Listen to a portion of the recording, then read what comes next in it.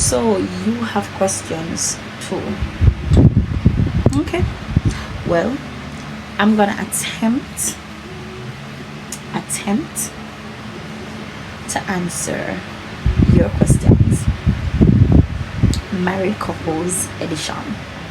Hey guys, how are you? It's me. It's Michelle Marie. If you are new here, welcome. If you have always been here, big up your nice clean self. Let me first tell you that you're gonna contend with the fan because I am so hot. So excuse me while you contend with the fan. I don't want to burn up, especially with these questions that I'm gonna attempt to answer in this video. It's going to get hot in here, so if you're interested in this kind of video, please stay with me. Hi guys, welcome back. So as the title says, it is a spicy Q&A married couples edition. Now these questions or these topics were taken from the Real Kingdom Wives Ministries group. This is a group that I spearhead. It's a group that consists of kingdom wives who are determined to save their marriages with a little sauce and a little spice to it. So I'm going to be sharing some of the questions asked in the group and some of the topics that we are going to be discussing in the near future in that group. If you are watching this and you are a kingdom wife and you are determined to save your marriage, and you might have lost the little fire and sauce and spice from the marriage and you want to regain it, this is a group that you have to be a part of. Okay, so should I drop I'm gonna drop the link below. I'm gonna put the link below so that you can just use the link and join the group. All right, so it's about 40 something or 50 something topics and questions, but I'm only gonna do 10 right now, and we will have a part 2. If you want part 2, drop it in the comment section. All right, if you want part 2, drop it in the comment section and let's. All right, so please, if you have not yet subscribed to my channel, please go ahead and subscribe and join the gang. All right, so let me take it from mild to hot, shall we? All right, let me start with forgiveness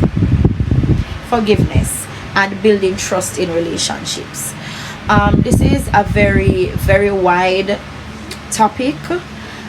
It's not something that you give a blanket response to, so I'm going to do my best to answer to answer this. In order for a marriage to work, forgiveness must be a continuous practice.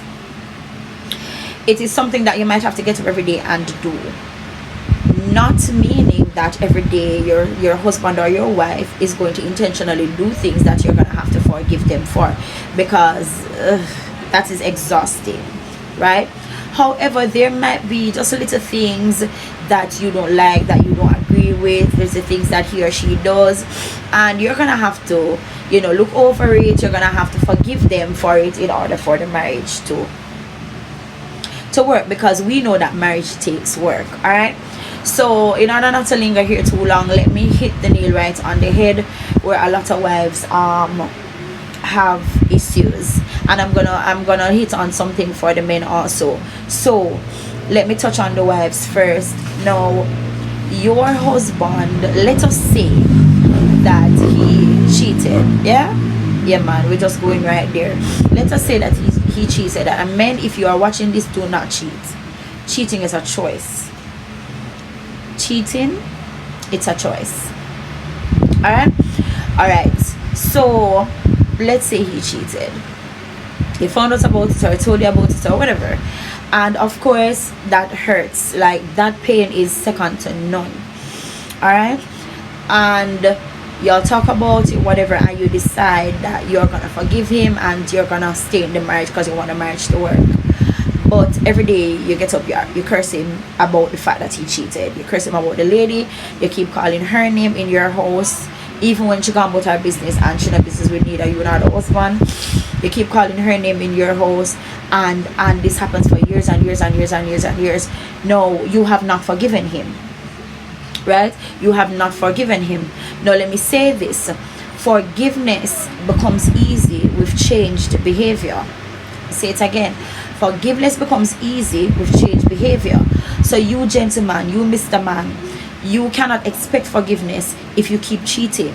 You cannot expect that if she forgive you one time, she's supposed to forgive you 2, 3, 4, 5, 6 times. You want to go slap. Yeah, that's on period, right? No, you made a mistake, you messed up, that's what you said, whatever, you realize it was wrong, you never mean for hurt her, whatever excuse on the fine when you do crap. Stop, right? Yeah, stop. Because forgiveness comes easy with changed behavior, right? Ladies know, when we see the changed behavior, when we see the efforts that Mr. Man is making to change, when we see all of that, don't just say that you have forgiven him, right? Genuinely forgive him. And when you do this, you will find no pleasure, absolutely no pleasure in bringing up back what he did. And I'm telling you from experience, you'll find no pleasure bringing up back what he did. You don't even want to talk about it. You don't want to hear nothing about it. You don't want to even remember that it happened. You want to move. It's like a new beginning. You just want to move on and just enjoy him and your marriage and your life together. Forgiveness brings newness. It's turning a new page. You cannot keep bringing up, right? Don't do that.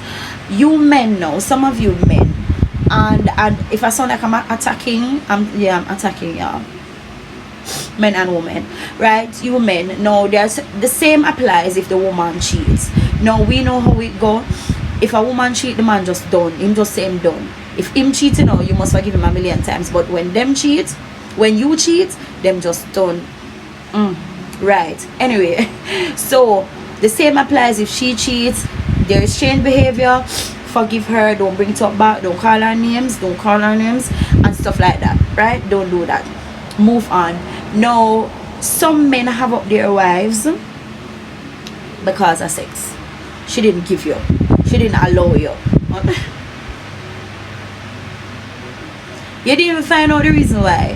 You understand? You didn't even find out the reason why or whatever. You have her open your chest, and because she didn't get sex, you can find it somewhere else. Right. Don't do that. Forgive and move on, because 90% of the time y'all are the reason why you didn't get it. Something that you did. Understand that making love begins outside the bedroom. Making love begins from respect. Making love begins from where you do from the week start or the day start or whatever. It does not begin in the bedroom. Gentlemen, it does not begin in the bedroom. So understand that for you it might, but for the woman, she remembers what you did on Tuesday, but on Thursday you come and touch. You understand? You did not fix what you did on Tuesday. Go back, go fix what you did on Tuesday. Ensure that you know there is love, there's respect. You show her compassion, you show her understanding, and the whole works, and then you won't have to fuss yourself on Thursday night. All right. So forgiveness becomes easy when there is changed behavior. When the behavior remains, then you literally don't have any right to ask for forgiveness, right? If you continue to do what you're doing, you don't have no right to ask for forgiveness. And let me tell you, forgiveness is beautiful. It is. And as I said, I'm telling you from experience. Please excuse the nose. If you have been with me for a while, you know that my nose acts up whenever I turn the camera on. It enough bad, right? So change the behavior, then you can expect forgiveness. All right, that was question number 1. You hear me? I breathe heavy. Afraid of that question then. All right, so we did that. All right, question number 2, knowing your spouse's love language. This is very, very important. It's very important to me, right? This is very important to me because a lot of persons go wrong, a lot of couples go wrong with this. And I would say this time and time again over the years, love me the way I want to be loved, and I should love you the way you want to be loved. It shouldn't be that I'm just gonna get up and do whatever I think, you know, is right to do with you. The first thing to do is to talk to the person, find out what it is that she loves, what it is that he loves, how they love this to be done, the kind of treatment that they want, the kind of gifts they want, the way that they want you to make love to them. Yeah, ask question, and you on the other side tell the man, tell the woman how you want things to be done. Don't just jump up and say, oh, the man workless and the woman, no, don't do it. They don't know. The man is psychic. They're there and they're trying to figure out what pleases you based on your reactions, and sometimes we fake it and we don't make it. I hope the little ones are not watching this video. Okay, right, I should write PG something on the caption so the little ones stay off. But yeah, your spouse's love language is very, very important, and this is why a lot of men, a lot of women go out and say, my wife is not pleasing me, my husband is not pleasing me, she not care about me, him not care about me, whatever. It's really not that, you know. It's because they don't know how you want to be loved. So some of them really believe that they're doing the best that they can because that is it in their head.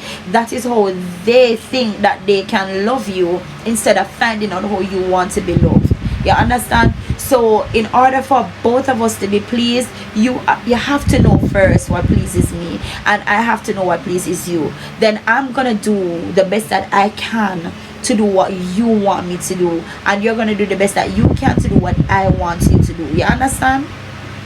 This is how we're going to do it in all aspects of our lives. Get me? Simple example. Simple example. Alright. So I love clutches. Right? No. Men never understand that. Men never understand clutches. Alright. So I love strap-up slippers. Right? I love strap-up slippers. You love slippers. The man loves slippers where him just pushing him foot. That's way you love enough for you, you know. You keep buying me the slippers that you just pushing your foot, and you know, woo, over the moon and and you the man, I say you not appreciate nothing what me do. You not appreciate this. You not appreciate that. But several times I've said to you in several conversations, babe, I love strap slippers, I love strap up slippers, I love this, I love, but you're not listening, and you keep buying the ones that you just push your foot in. And when I don't jump up and rare, you say, oh, she not appreciate nothing when me do, and she not appreciate nothing. She over there, I say, him not do nothing to please me. It's not that he's not doing anything, you know, and it's not that she not appreciate, you know. You understand what I'm saying? But it's not connecting because you're not finding out what pleases her and doing that. And the same thing for the woman. She's not finding out that you prefer Club de Note over Versace, and she keep buying Club de Note and you love Versace. So you find a way to buy that for yourself, and she said, oh, look how me spend whatever on Club de Note, but she didn't find out that your fragrance is you understand? So when we have communication, when we have understanding, then it will be easy for us to please each other, knowing each other's love language. Okay, so that runs into another question that I highlighted: communication, understanding, and compromise in marriage. This is question number 3, I think. So communication, understanding, and compromise in marriage. And I love the way how it came, because that is actually how it is. You communicate, then there is understanding, which leads to compromise. Now a lot of the times the middleman is gone, and because the middleman is gone, the third one doesn't come in place. So there is communication, because especially the woman, she go yap, she go talk, she go curse, she go say what she want to say. So there is communication, but sometimes it is one-sided, because the man him a hear but him not listening, you know. And there are several communication barriers, you know, on top of that. So communication is there, but there is no understanding. So the woman is talking her mouth off, and the man not understand one thing what she say, vice versa.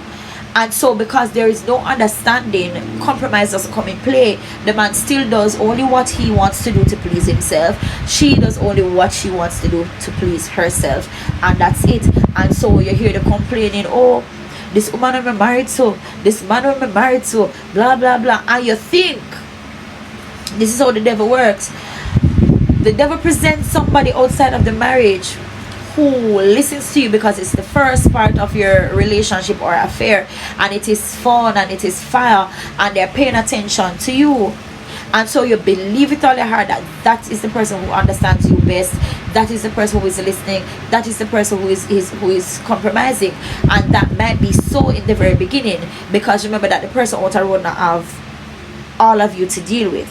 The person outside doesn't have all the stresses that comes with being married to you. They don't have the children, they don't have the financial stresses, they don't have the sickness, they don't have any of that to deal with. They get the fun and the games outside. So yeah man, they can listen to you for the 1 hour, the 2 hours that you go and see them. Yeah, they can show understanding for the 1 hour, 2 hours there. They can compromise for the 1 hour, 2 hours that you are in their presence. But for them to do this for a lifetime, no, that. Alright, so the time we take to really criticize our partners, criticize our husbands and our wives, try to listen this time, not just hear them. Try to listen this time. Really try to understand. If you are listening and you don't understand, ask for clarity. When you get clarity, then understanding will come, and then it will be easy for you to compromise. Alright, so that was question number 3. Question number 4, and remember I said I was trying to take it from mild to spicy. I think we're hitting the spicy level right now. All right, wives' acceptance as the husband being the head of the house. So this again is another issue. All right, the nose again. Right, so this is another issue. Wives accepting that the husband is the head of the house. Now there is, or submission is easy when you have a good leader. Submission is easy when you have a good leader, especially if you are a Christian couple and your husband is submitted to the Lord and is been led by the Lord. Submission as the wife comes easy. Now where there is opposition a lot of the times is when the man is not a good leader and the woman sees this. When a man doesn't know where he is going, when a man don't have him head on him body, when a man don't even have a plan for this evening, much less for the rest of your life, when the man is just about living for today and nothing more, when there is no solid conversation, there's no solid plan, when he's not showing leadership qualities, leadership skills, when okay, where you going to lead me go?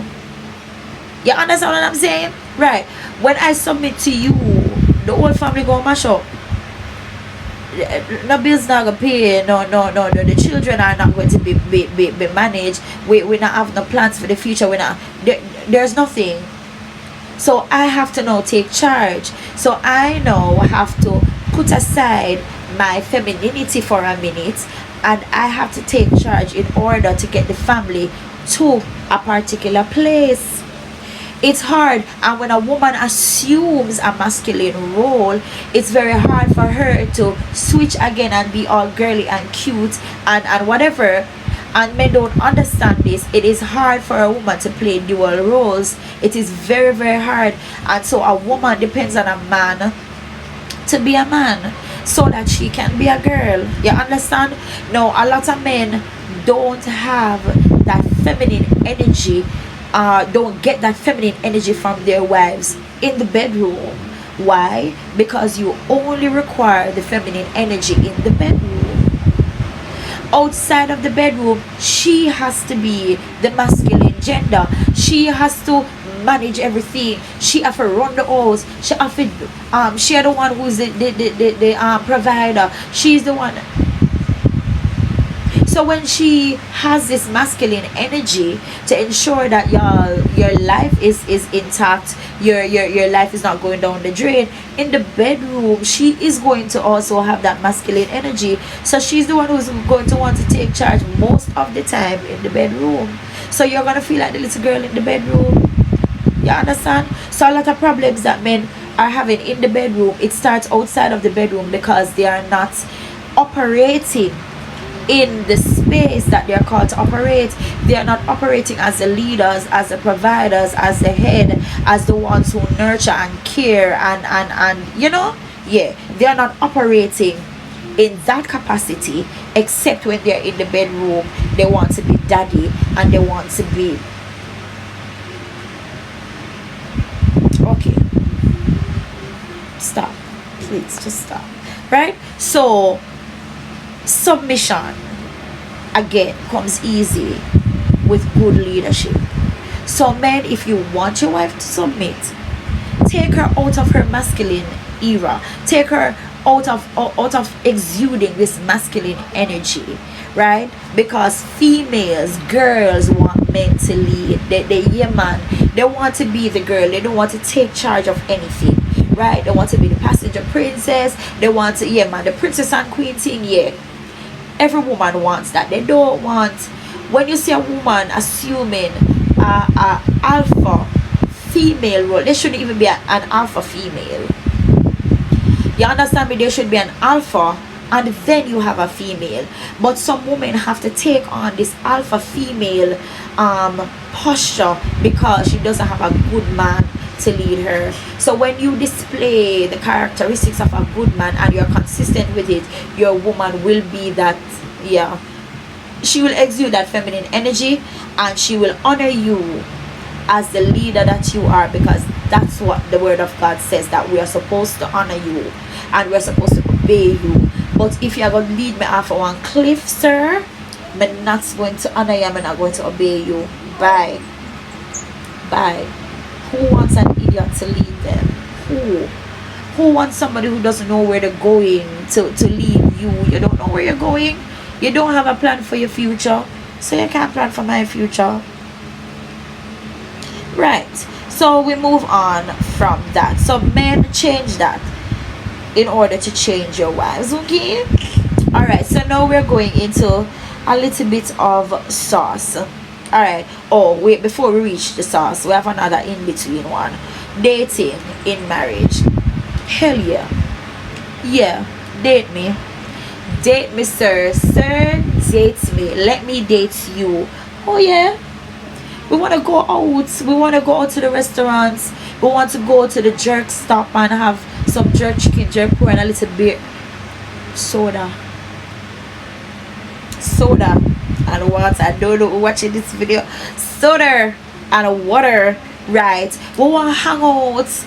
We want to go and watch whatever your sport is, or whatever my sport is, cricket, football, somebody. Well, yeah, man, let us go to the, put on with sneakers and we cap and we go there. That is a date too. Let us go and have the picnics. Date me. Date, yes sir. We go to the beach, the whatever. Date me. Yeah, let me date you. Yeah, man, we're going to watch the comedians, and we go watch the play, and we go. Yes, please. Dating in marriage, yeah. And it doesn't have to take a lot of money, right? And you can date your partner right in the house too, but not every time, you know. But you can set up a little, you know, candlelight and your whatever, and just chop the food, get the man. You understand me? Set up a table, your nice petals on the floor, your nice candles and music playing, and dress up, put on your heels and them something. Let me love you with my heels on. Yeah, right. Date me, period. Okay, right. So we move on. Sex and its benefits. I don't know which one I reach. I don't know what number I reach in this, but we're going on in Jesus' name. I know I highlighted 10, so right. Sex and its benefits. No, if you follow men, You think sex can cure cancer, AIDS, diabetes? Right. However, it does lower blood pressure. You have a better heart health, improve self-esteem, decrease depression and anxiety. You sleep better, and they say it's good for pain relief. It also increases intimacy, so you talk more. This is one thing that a lot of men use to calm their wives. So if the wife is fussing and blah blah blah, all she and bless her, and then after the blessing, she's calm and she's able to flow. Her thoughts are able to, you understand? Right there, so good. No, it all depends on who you are having sex with. This speaks of increased self-esteem. It depends. If you are having sex with somebody who respects your body, who loves your body, and you feel that through their essence, you feel that energy from them, that they love your body, they respect you, and they appreciate you, yeah man, self-esteem through the roof. But you have some man, it's slam bam, thank you ma'am, and them gone. How can your self-esteem be increased that way? Nah, you understand me? And that is why sex is for marriage. But some husbands and some wives do the same thing, like somebody out a road. You cannot do that. Men, you cannot do that. Women, you cannot do that. This thing that women do, Mickey, now hurry up now and done, hurry up and get off, one of it tappy. I mean, stop it. Stop it. Stop it. Ladies, stop it. Because it causes the men to feel less than. It causes them to feel like there's no value to them. It causes them to feel like that, like they are bothering you. They don't do that. It make them feel like, you know, them literally sick as stomach. Don't do that. And then you call them husband. You say they're your husbands, and you don't do it. Don't do it. I'm not even playing with y'all. Don't do it. Stop it. Sometimes women on the close on the mouth, on the lock on the mouth. Stop it. Stop it. Because when you cause him to feel this way, you cause him to feel like he's dirty, he's a bother, him crying, him sick his stomach or whatever. Somebody else out the road go make him feel like him a royalty. Somebody. I'm not here to play with you. I'm not here to play with y'all. I'm telling a fairy tale. Somebody else gonna make him feel like he might the finest thing since sliced bread. Yeah, the same husband where you say sick your stomach. Stop it, man. Stop it, please. Thank you. All right. So it depends on who you're having sex with. But if you're having sex with your husband, if you're having sex with your wife, it should be the most amazing feeling ever. You're not sinning against the Lord. You're not run up and down and hide with nobody people. You're not whatever. Your people are your body. Yeah, the husband body are your body. Your body are female body. That's the Bible. So it's your body. And so it should be like a theme park with with many different rides. Hallelujah. It should be a theme park with many different rides and attractions and things to do, things to learn and experiment and explore. Okay, make we move on. Let us move right along. Okay, all right. So how sexy should you dress for your husband when going on a date? How sexy should you dress for your husband when going on a date? I know this is a challenge for a lot of persons, and this is one of the reasons why we got this in the Real Kingdom Wives group, because a lot of us are apostolics, and so the rule is nothing above your knee, no cleavage showing, your armpits shouldn't be showing, your back shouldn't be exposed, and all of that. So a lot of apostolic wives have an issue when going out with their spouses, especially if the spouse is unsaved and wants to see all of that. The Bible says that the married woman, I'm not repeating verbatim, right? I'm repeating my own. I'm saying it in my own words. The married woman seek after the things of the world and how she please her husband, while the single woman seek after the things of the Lord and how to please the Lord. right? So it's different between those who are married and those who are single. However, where we are bound, we obey. Where church is concerned, also, the church doesn't come above your husband. I'm gonna say this again: the church does not come above your husband. It's God, your family, then the church. Let's get that. All right, let's get that. What we can do is strike a balance, right? So, and this is where communication, understanding, and compromise comes in. So you say, honey, I can't go there, so da da da da in that because you know church and I'm in ministry, but. However, when we get home, you understand me? When we are at home, I have on little to no clothes.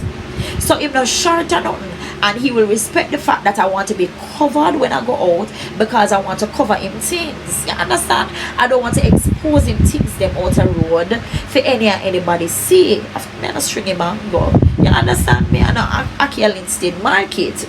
So he will appreciate the fact that you want to cover yourself when you're going out, because he knows that in the house, child, it's free access at all times. You get what I say? So he will appreciate that and we won't have an issue. You get me? But if you have a long frock and long skirts and long tights and everything in the house, the man have to cut them up, he have to fight, he have to burn, he have to everything in the house. Forget that. He might have a problem with you dressing the way they go out too. So he's not going to be interested in taking you out. A lot of husbands don't care them wives no way. They don't like how you look. They don't like how you look. They don't like how you look. You understand? So they don't want to go to them because you're not representing them well. So you have to fix it up. Sis, yeah man, you have to fix it up. So if you can't do that outside because it's a conflict of interest where church is concerned, right? Give it to him at home. Yeah man. And especially if you don't have no children, why you wear clothes? If you're not living with children at home, why you wear clothes? Why are you in a one bag of clothes? For what? Go get some Victoria's Secret and don't keep no secret. You understand? Whew. That. So let's move on. Is learning pole dancing a sin? I tell you, these ladies in the Real Kingdom Wives Ministries, no chill, them not have no chill. But I love it. Christian women asking these questions, Christian women wanting to talk about these things. Yeah man, these husbands, they're in for a treat, I'm gonna tell you. Okay, is learning pole dancing a sin? I say no. The Bible doesn't speak of pole dancing, right? A lot of pastors put a lot of things under sexual immorality, but if you're doing pole dancing in the confines of your home for your husband, it cannot be a sin. It's your husband, and all things open for your husband. You understand? Brother, dare forget every single thing, every pleasure, whether you dance or everything, especially if you have a good one. No stones unturned for that king. You hear me? No stones unturned for that king. The husband will have in your life, especially when he puts you first, child. He literally lives for you. Nothing is ever too good for that king, I'm telling you. Alright, so for me, and this is my opinion, no, learning pole dancing is not a sin. You're doing it for your husband. Alright, so we have two left. What sexual positions are acceptable? I guess this would be as Christians. Be not coming. Can't answer that. Not coming in your bedroom, sis. That's on you and your husband. That's on you and your husband to honor for decide what is acceptable, right? What I want to tell men though, men especially, let's say you come with an idea, and I want to say something to the ladies too. Let's say you want to try something, right? And your wife is not up for it. Your first response is not to disrespect her, not to this and not to tell her say you gotta work to find you. I will top you. You understand? It's not that. Find creative ways of getting her to try it. You understand me? When you get her in her weeks, when you get her, when you get her in a place where she is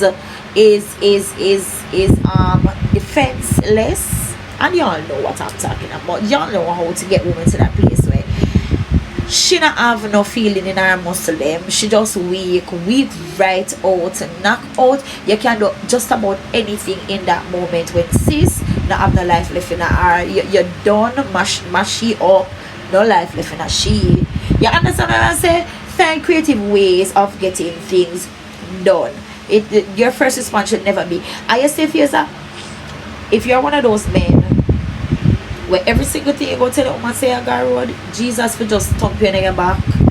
I'm not even joking. You understand? Don't do that. You are indecent. You are not a man that somebody should refer to as a king. You should know you are not, because your first place to run should be to God. Go away. Yeah, your first place should be to go to God, not to tell your wife that you're going to go to somebody else. All like me, you can go on. Bye. You understand me? Don't do that, because you don't want a woman to do that to you. Alright? So you talk about the positions that you want to try. You come to an understanding and compromise, right? It goes back to that. You compromise. So sometimes wives, we don't want to do it. We're afraid. Yeah, man, we're afraid, because that look like to a cripple way, that look like to a broken neck, and them something there. Try it even one time. Don't allow him to say, oh, me ask her for, and she this and she. No, try it if I even one time, right? When you come with it, try one time. And if it's not for you, say, hon, I really can't, and you explain to him why you can't do this and can't do that. At least you did try, and he will appreciate the fact that you actually tried. The last one, or the final one for today, intimacy versus sex. Now, a lot of men especially confuse intimacy and sex. Sex is not intimacy. Sex is sex. It's an action. It's literally, that's why man can't go backward. Intimate, we don't want them backward. Man can't just go backward and just pay for sex or whatever. Man can't have sex with somebody and have no form of connection to the person whatsoever. Him done, him reach him climax and him move on. No, intimacy is far more than that. It is deeper than that, and there are several things that you can do outside of sex that's intimate. Non-verbal actions can be intimate. Having a conversation is intimacy. Rubbing her head, rubbing his head, especially when a woman rubs a man's head, rubbing his back, picking his face, whatever, squeezing the bum in his face, whatever. So many things can be done that's under intimacy outside of sex, which involves penetration.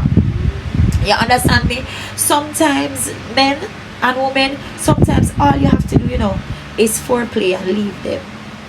Yeah, man. Make them roast, bun up, bun tongue. Yeah, man. Foreplay, and you leave them and you watch them. Trust, they go run, come to you fast, and then sex happens. You understand what I'm saying? Having a conversation, especially if you're a conversationalist, having a conversation with somebody that gets you, somebody that reasons on your level, somebody who understands on your level. Listen, hello, you don't have to do a lot to get her to that place, or to get him to that place. If I'm not, listen, having somebody is not just a man, a woman too. Having somebody who puts you first, somebody who is like literally you are the driving force, you are their everything, and they wake up to live to make you happy. Hello, you understand me? Sex is not going to be a problem when we get intimacy, and that is knowing the person, getting to know the person, and living to please the person in all aspects of our lives. When we get to that place, then sex is not even an issue. It's not even going to be an issue. Alright, I have seen and heard, well, not seen, I've heard women, even when they're in pain and the husband wants sex, same time, yeah man, be ready, just take your time or whatever, but they man make sure say if not leave out of the house thirsty. Yes, they're ensuring that they cover the husband before them walk out through the door, because when they walk out through the door, look here, some leeches out there waiting, some vultures out there waiting. I'm telling you, that they're out there waiting, not just on the husbands but on the wives too. There are a lot of praise out there waiting for you to send him out there thirsty, for you to send her out there thirsty. And not just where sex is concerned. If you don't cover your wife, if you don't provide for your wife, if you don't protect your wife, if you don't reassure her and all of that, trust me, that persons are out there waiting. And I always say this, and while I'm closing, your husband is a man before he's a man of God.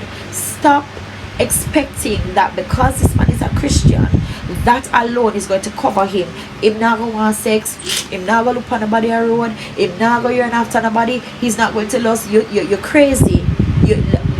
Ladies, you're crazy. You are crazy if you believe that because your husband is preaching, that is what is going to stop him from lusting after somebody else or cheating or whatever. Stop it. Men, if you believe that because your wife is the leader of this and leader of that and leader of the free world and leader of whatever, she's not going to look at another man out the road. She's not going to say, look at how I'm treating him wife, look at how him provide for her and protect her and respect her, and she not yearn after him. You crazy. You dumb. You understand? Stop it. Your wife is a woman before she's a woman of God. Your husband is a man before he's a man of God. You are called in marriage to cater to the man and to support the man of God. You are called in marriage to cater to the woman and support the woman of God. You have to differentiate what you are called to do in a marriage. You support them in their ministry, of course, 100%. You have them back. In a marriage, you have them front.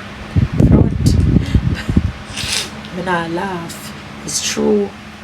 So let us stop it. Stop telling the man to go read him Bible and him nasty and him whatever when he wants sex. Because when you think he's reading his Bible might be out, but his phone is dropped in the middle of the Bible and he's watching porn. He's a man of God. When you think she in her songbook, the phone in the middle of the songbook and she's watching porn, she's a woman of God. Yes, she is. But you are lacking. The marriage is lacking. When you think, say, oh, she good with the $1 when we give her, she'll look for sister Jane and sister Tom, where the husband sacrifice and make $2 or whatever, and you decide that you're going to spend $1 upon her, $1 upon one next woman out the road instead of giving her the $2, instead of giving her the $2. Yeah, remember the Lord is watching you. Fix it in Jesus' name. So this is part 1, the stuff up. This is part 1 of Spicy Q&A Married Couples Edition. I hope that something that I said has helped somebody, has helped some couple. Take it, apply to your life if it works for your marriage, and let us help to save the marriages, one marriage at a time. It takes intention. You have to be intentional about it. If you choose to love somebody, love them. Choose to love them for the rest of your life. If they honor you, if they respect you, if they are doing what it takes to also love you for the rest of your life. We are not idiot around here. It's not no one-sided thing. We are not going to give a charge to one partner and not expect the other partner to be accountable. Both of you, two becomes one. So if one a loggerhead, you understand, we'll come together and we'll make it work. Thank you for joining me another time on my channel. Thank you for joining me another time on my channel. If you have not yet subscribed, tell me say you will subscribe after this. You did a wait for the video. Tell me say you will subscribe after this, and we'll have part 2 and part 3 coming. Fix it in Jesus' name. Remember, God don't like ugly. Okay, so get it right. Subscribe to the channel. Share with a married couple that might need the little pep talk. You understand? And let us do right in the kingdom of God. Bye guys.